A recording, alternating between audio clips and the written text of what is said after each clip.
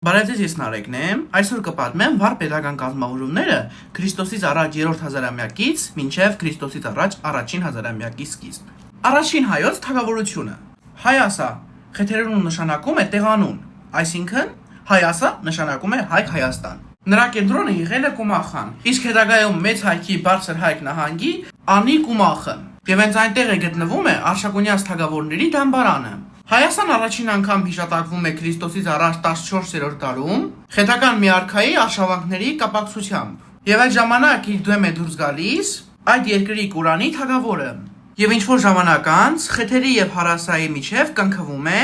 բարեկամության եւ փոխօգնության պայմանագիրը։ Եվ Հայասայի վերջին հիշատակումը եղել է Քրիստոսից առաջ 17-րդ դարի վերջ։ Թագավորությունը ուներ իր արքունիքը, բանակը, քաղաքային կենտրոնները, ունեցել են նաև դիցարան, արքունի դիվան, եւ Հայաստան ռազմադաշտ էր դուրս բերում 700 մարտակուրքից 10,000-նոց հերևազորից բաղկացած բանակ։